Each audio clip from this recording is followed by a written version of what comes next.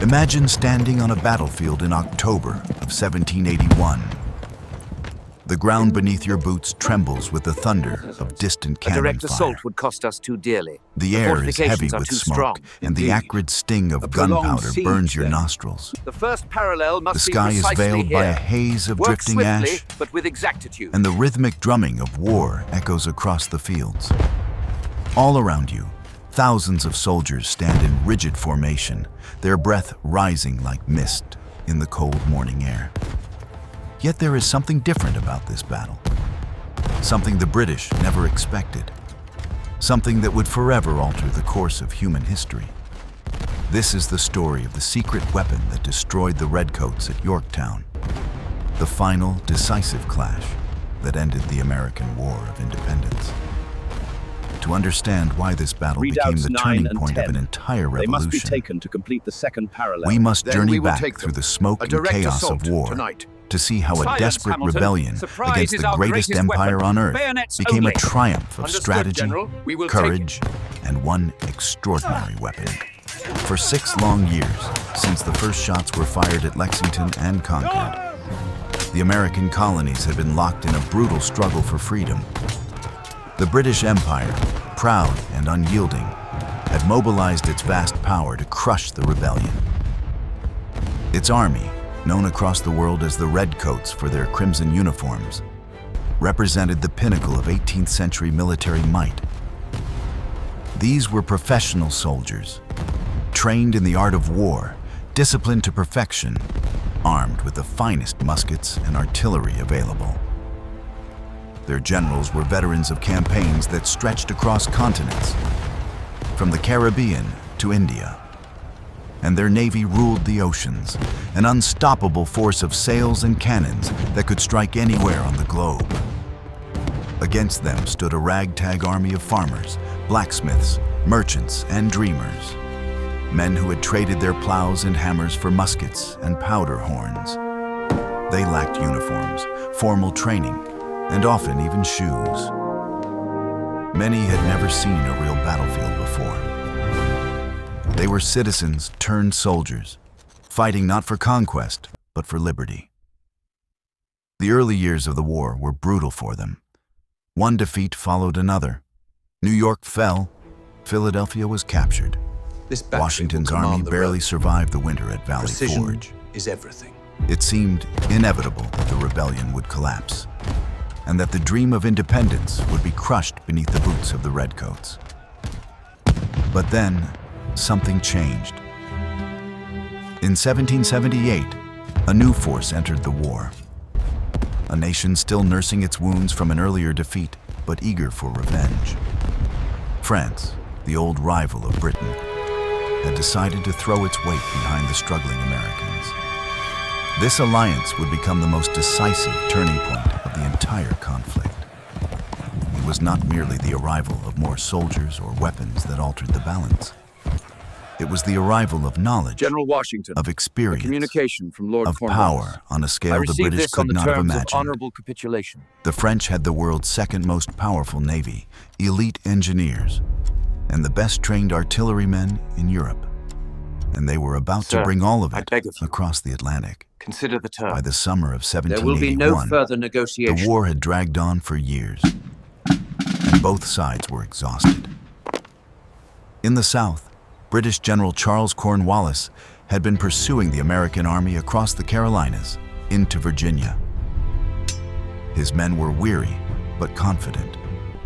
They had fought numerous battles, inflicted heavy losses, and now sought a place to rest and resupply. Cornwallis chose the small port town of Yorktown, nestled between the York and James rivers on a narrow peninsula of the Virginia coast. There, he began to fortify his position, digging trenches, constructing redoubts, and building strong defensive works. He had around 7,500 men, well-equipped and experienced. From Yorktown, he could receive supplies by sea, and if things went wrong, the mighty Royal Navy could evacuate him. It seemed a perfect stronghold. Cornwallis felt secure. He believed himself untouchable, but unseen by him, far to the north. a plan was forming that would seal his fate. General George Washington, commander of the Continental Army, was encamped near New York with his French ally, General Jean-Baptiste Donatien de Vimeur, the Comte de Rochambeau. For months, Washington had dreamed of retaking New York City, which had been held by the British since 1776. Yet each attempt had been thwarted by the British fleet. Then, a message arrived that changed everything. A massive French fleet under Admiral François-Joseph Paul de Grasse was sailing for America. De Grasse commanded 28 ships of the line, enormous floating fortresses, each bristling with between 60 and 80 cannons. No British commander in the colonies could match such power. When Washington learned that de Grasse planned to sail not to New York, but to the Chesapeake Bay, his mind began to race. Cornwallis was fortifying Yorktown, directly beside that very bay. For the first time, Washington saw an opportunity to strike a decisive blow that could end the war. What followed was one of the most brilliant acts of deception and coordination in military history. Washington knew he had to move his entire army, more than 7,000 American soldiers and 5,000 French troops, from New York to Virginia, a journey of over 400 miles. But he had to do it without letting the British know. If the British discovered his plan, they could easily destroy his army on the march or evacuate Cornwallis before the trap was sprung. Washington became a master of misdirection. Not an end, but a beginning. He ordered fake encampments built near New York, complete with bread ovens to suggest a long siege. He had his men conduct conspicuous scouting of British defenses and deliberately leaked false information through known British spies, all to convince the enemy that he was preparing an attack on New York. Meanwhile, under the cover of secrecy, he began to move south. In August 1781, the Great March began. American and French columns snaked through the countryside, moving by night, avoiding main roads, concealing their destination. Farmers along the route watched in awe as thousands of soldiers passed by. Men of two nations united by a single cause. The journey was grueling. Wagons creaked under the weight of supplies and artillery. Rivers had to be crossed, bridges built, and mountains traversed. Yet the march continued with astonishing precision and discipline. When British commanders in New York finally realized Washington was gone, it was already too late. The trap was closing. Meanwhile, de Grasse's fleet arrived at the mouth of the Chesapeake Bay. His ships spread across the horizon, their sails gleaming white under the autumn sun. They anchored in commanding positions, completely blocking any British ships from entering or leaving the bay. It was at this moment that the British realized the true nature of the danger they faced. Admiral Thomas Graves soon arrived with 19 British ships to challenge the French. He expected to find an unguarded bay and an easy victory. Instead, he found de Grasse waiting for him. On September 5th, 1781, the two fleets met in the Battle of the Virginia Capes, a clash of thunder, smoke, and fire that would decide the fate of an empire. Cannons roared across the sea. The sky filled with thick smoke as iron balls tore through masts and hulls. For hours, the two fleets exchanged devastating broadsides. The French ships, newer and better handled, maintained their formation and slowly forced the British back. Though few ships were sunk, the strategic result was absolute. De Grasse held the bay. Graves, battered and outnumbered, withdrew to New York to repair his ships, leaving Cornwallis completely isolated. It was a moment that changed everything. For the first time in the war, the British Army in America was cut off, trapped between Washington's advancing forces and an impenetrable blockade at sea. In late September, Washington and Rochambeau's combined army finally reached Yorktown. They had marched more than 400 miles in 6 weeks, and as they arrived, they could see the British positions in the distance. Rows of earthworks, redoubts, and palisades stretching across the fields.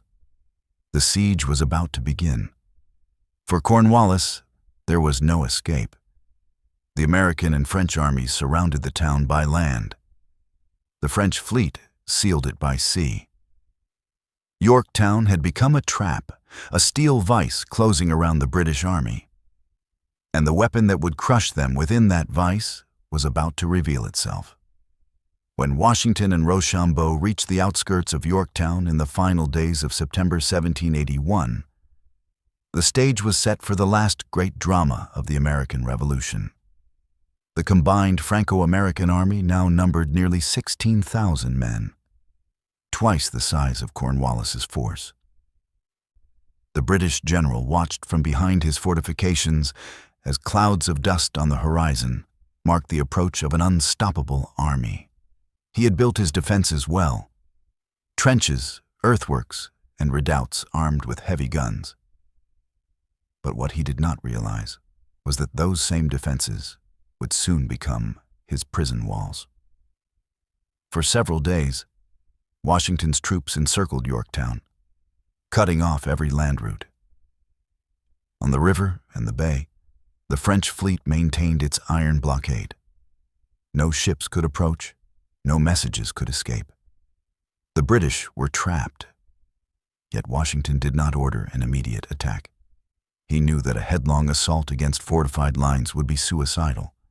Instead, he prepared for a formal siege, a slow, methodical strangling of the enemy, conducted according to the most advanced European principles of warfare. This was where the French expertise would shine. The Americans had courage, discipline, and determination. The French brought something else entirely: science. Among the French forces were engineers and artillerists trained in the most sophisticated military academies of Europe. They understood the mathematics of destruction, the geometry of fire, the physics of impact, the delicate calculations that determined where a cannonball would land after it left the barrel. Under their supervision, the siege of Yorktown became not just a battle of courage, but a masterpiece of engineering. On the night of October 6th, under the pale light of a waxing moon, thousands of soldiers crept silently forward with shovels, picks, and spades. Working through the night, they began to dig what was known as the first parallel, a long trench running nearly 3,000 meters, parallel to the British lines, but just outside the range of their cannons. The work was exhausting, the danger constant. Every shovel of dirt thrown could betray their position. Yet by dawn, the trench was complete, stretching across the fields like a great scar in the earth. Behind it, batteries of cannons and mortars were rolled into position. The French engineers directed the work with precise coordination, marking the gun platforms, measuring distances, ensuring every battery could deliver overlapping fields of fire. They were turning the open countryside into a fortress of their own. 3 days later, on the morning of October 9th, the Allied guns were ready. Washington himself was given the honor of firing the first shot. Standing beside a French 24-pounder cannon, he aimed across the field toward the British defenses. As he gave the order to fire, a thunderous boom split the air. The cannonball arced through the sky, descending directly onto a table where several British officers were dining. The explosion shattered the table and killed one of the men instantly. It was a grim omen, the first death in what would become a storm of iron and fire. Moments later, more than 50 Allied guns opened up in unison. The earth shook as waves of sound rolled across the battlefield. The sky disappeared behind clouds of smoke. From dawn to dusk, the thunder of artillery never ceased. The French gunners, the finest in the world, demonstrated their mastery. Their aim was uncannily accurate. Their rate of fire relentless. Cannonballs smashed through walls, shattered gun carriages, and tore men apart. Mortars lobbed explosive shells in high arcs that descended straight into British fortifications, exploding with terrifying force. The defenders huddled in their trenches as bombs rained down from above. Deadly spheres of iron filled with gunpowder and fire. Inside Yorktown, the situation grew desperate. Cornwallis's men returned fire with their own cannons, but they were hopelessly outmatched. Their powder supplies were limited, their guns fewer, their gunners less skilled. Worse, the Allied artillery systematically targeted British batteries, silencing them one by one. The French and American fire was so precise that even the most heavily fortified redoubts began to crumble. Whole sections of the British defensive line were reduced to splinters and rubble. At night, the horizon glowed red from the continuous bombardment, and the sound of cannon fire echoed like thunder rolling across the sea. Cornwallis's soldiers could find no rest. The bombardment went on day and night. Men tried to sleep in shallow trenches, covering their ears as explosions shook the ground. Food and clean water grew scarce. Disease began to spread in the humid air of the encampment. Every morning, more of their guns were found destroyed, their carriages shattered by direct hits. And still, the Allied fire intensified. By October 11th, Washington and Rochambeau ordered the construction of the second parallel, a new trench even closer to the British lines. But this time, the way forward was blocked by two small but heavily defended outposts, Redoubt 9 and Redoubt 10. These earthen forts jutted out from the main British defenses, bristling with cannon and protected by rows of sharpened stakes. If they were not taken, the new siege line could not be completed, and the bombardment could not advance. The time had come for a direct assault. The plan was daring and dangerous. Washington would send 2 columns to storm the redoubts under cover of night.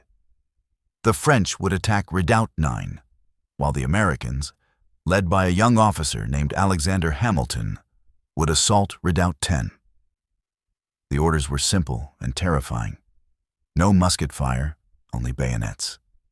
Silence until the moment of impact. Surprise was their only advantage. On the evening of October 14th, the sky was black and still. Clouds drifted across a faint sliver of moon. At 8 p.m., Hamilton gave the signal. Hundreds of American soldiers surged forward, crouched low, muskets clutched in their hands. The British sentries saw them too late. A shout, a musket shot, and then chaos erupted.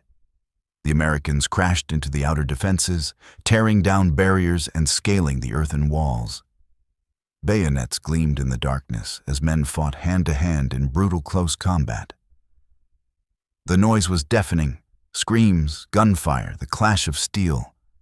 But within minutes, the Americans had overwhelmed the defenders. Redoubt 10 was theirs. To the left, the French attacked Redoubt 9 with equal ferocity. Their discipline and coordination were flawless. Advancing in tight formations, they stormed the British works under heavy fire. The fighting was savage, but swift. Within half an hour, both redoubts had fallen. The Allied soldiers raised their flags above the smoking ruins and cheered into the night. The path to the second parallel was open. The capture of the redoubts was the turning point of the siege. With their new trenches complete and their cannons now within devastating range, the Allies unleashed a renewed bombardment that reduced the British defenses to dust. Walls collapsed. Guns exploded in their emplacements. Fires spread through the town. The air was filled with choking smoke, the ground littered with shattered cannonballs. Cornwallis knew the end was near. His men were exhausted, hungry, and terrified. The French fleet still blocked every escape route. Yet, in a final act of desperation, he conceived one last, impossible plan. On the night of October 16th, under a sky heavy with clouds, Cornwallis attempted a daring breakout. He ordered part of his army to cross the York River in small boats, hoping to escape northward under the cover of darkness. The first wave made it across. For a brief moment, it seemed the impossible might succeed. But then, as if fate itself intervened, a violent storm swept in from the sea. Fierce winds and waves scattered the boats, capsizing several and driving others far downstream. The men who had crossed could not return. Those waiting to depart could not leave. The operation collapsed in chaos. As dawn broke, the attempt was over. Cornwallis had lost his final chance. Now, with no escape, no supplies, and his defenses shattered, Cornwallis faced the inevitable. His soldiers were starving. His officers could no longer keep order. The bombardment was so intense that one British officer wrote, "The world seemed on fire." On the morning of October 17th, exactly 4 years after the American victory at Saratoga, a lone British drummer climbed onto the ruins of a fortification and began to beat the slow, rhythmic call of parley, the signal for negotiation. Across the field, the Allied guns fell silent for the first time in days. A British officer carrying a white flag stepped forward with a letter for General Washington. It was a request for a ceasefire to discuss surrender. The thunder of cannon finally faded into silence. The smoke began to clear. After years of bloodshed and uncertainty, the end of the war had come within sight. The world's most powerful empire had been brought to its knees, not by sheer numbers or brute force, but by something more subtle, more devastating: coordination, precision, and the mastery of science and alliance. The secret weapon that destroyed the Redcoats had done its work. The drums of war had fallen silent. Smoke drifted low over the fields of Yorktown, carrying the bitter scent of gunpowder and defeat. On the morning of October 17th, 1781, the world's mightiest empire sent forth a white flag. From the shattered British lines, an officer rode forward under the pale light of dawn, his uniform torn and coated with dust. In his hand, he carried a letter from General Charles Cornwallis addressed to General George Washington. It was a request for a ceasefire, a plea to halt the storm that had torn the British Army apart. After weeks of relentless bombardment, after days of despair and hopelessness, the inevitable moment had arrived. Washington received the message in silence. The siege had been fought with iron discipline and ruthless precision. Now, as he read the words of surrender, he knew that the long struggle, the impossible war for American independence, was finally reaching its end. Yet even in victory, Washington remained cautious. He granted Cornwallis only 2 hours to present his terms. There would be no prolonged negotiations, no attempt to delay the inevitable. The next day, under a gray sky, representatives from both sides met at a modest home called the Moore House, a few miles from the smoking ruins of Yorktown. Inside that quiet house, at a wooden table scarred by years of use, the future of the world was decided. The British envoys pleaded for honorable conditions. They asked that their troops be allowed to march out with their flags flying, their drums beating, the traditional honors of war. Washington refused. 4 years earlier, when the British captured Charleston, they had denied those very honors to the defeated Americans. Now, the tables had turned. Justice demanded symmetry. The world had indeed turned upside down. On October 19th, 1781, the final act of the American Revolution unfolded before the watching eyes of thousands. Two long lines of soldiers stretched across the fields outside Yorktown, Americans in blue on one side, French troops in white and gold on the other. Between them lay the path of surrender. Along that path, the once proud British Army was to march. The scene was solemn, heavy with emotion. For the victors, it was a moment of triumph years in the making. For the defeated, it was humiliation beyond words. General Cornwallis, perhaps unable to bear the sight, claimed illness and refused to appear. Instead, he sent his second-in-command, General Charles O'Hara, to perform the dreaded duty.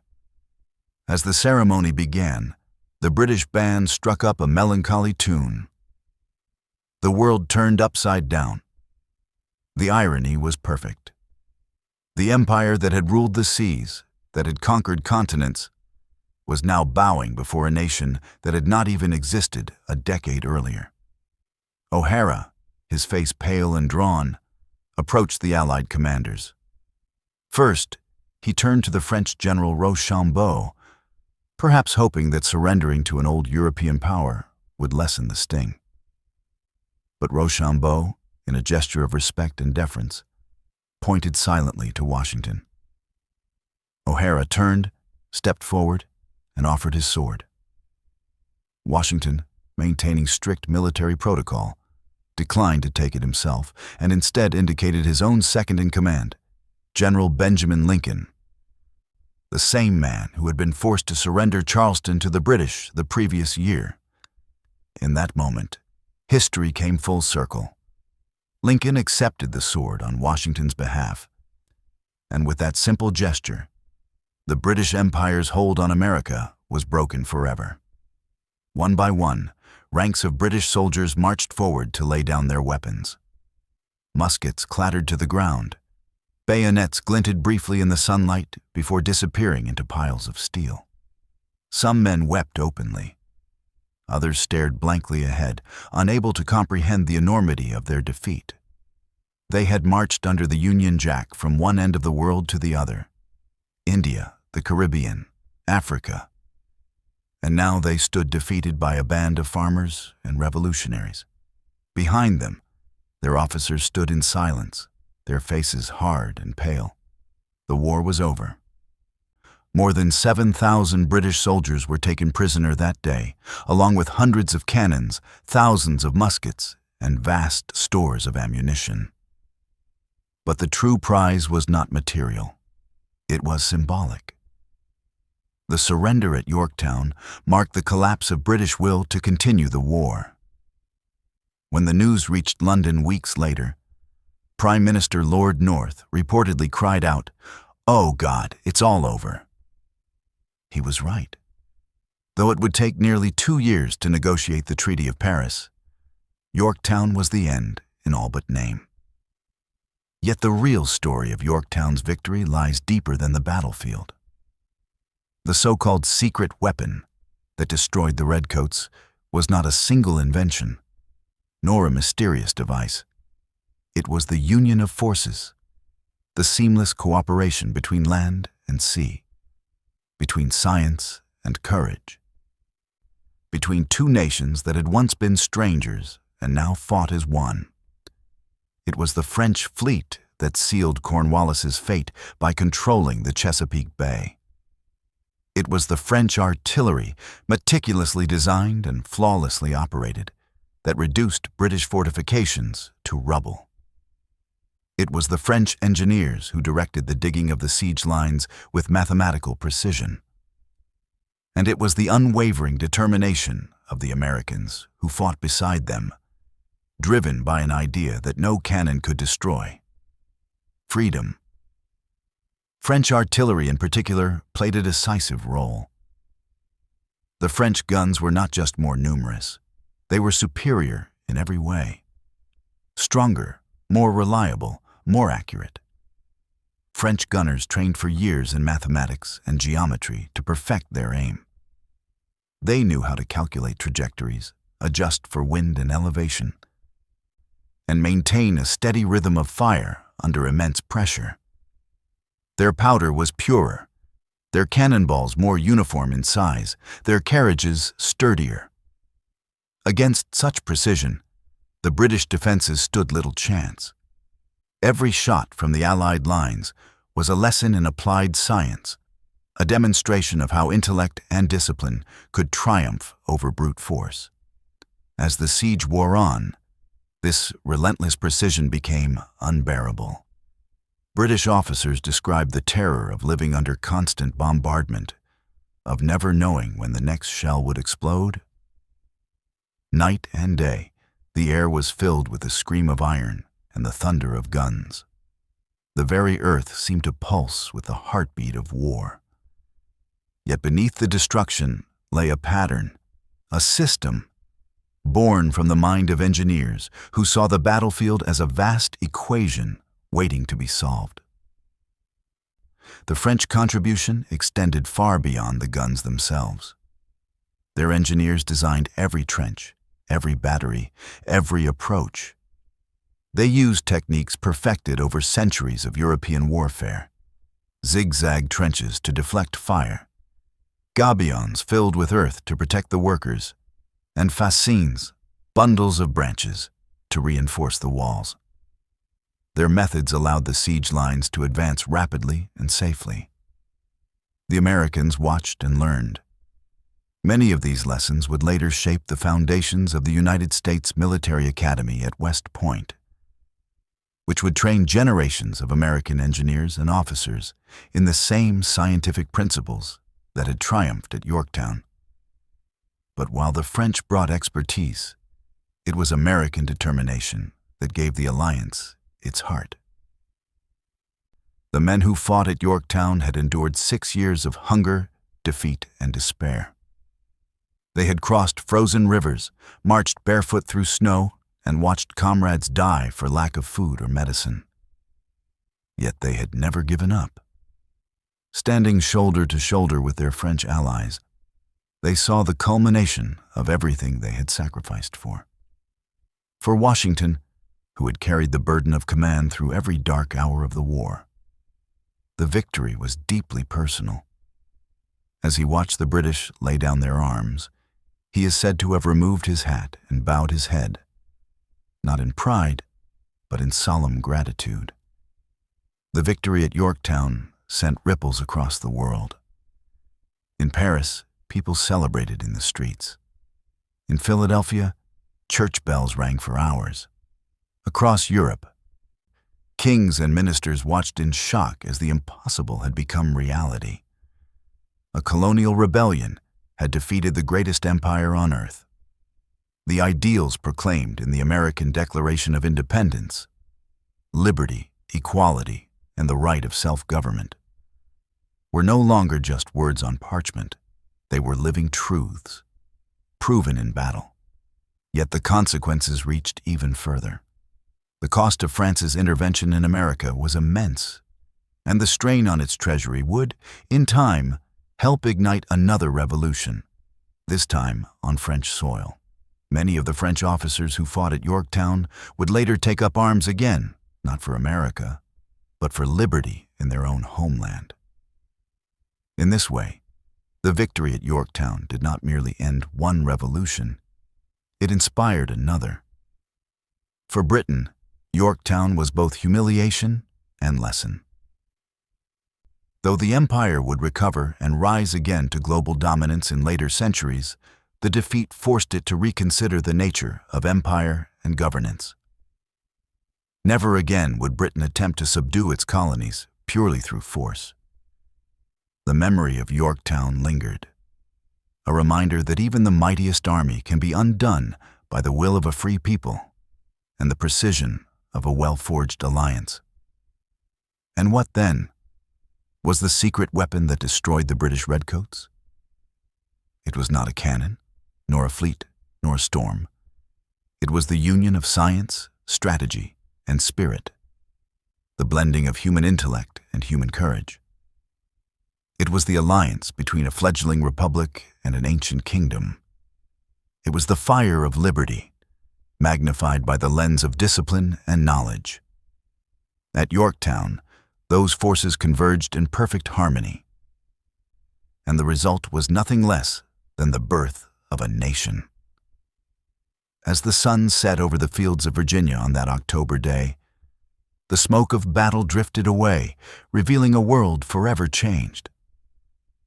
The redcoats had laid down their arms, the drums of surrender had faded into silence, and on that hallowed ground, a new power was born, not one built on empire and conquest, but on ideals and hope. The cannons that thundered at Yorktown did more than destroy walls. They shattered the chains of tyranny. And from their echo arose the first true republic of the modern world.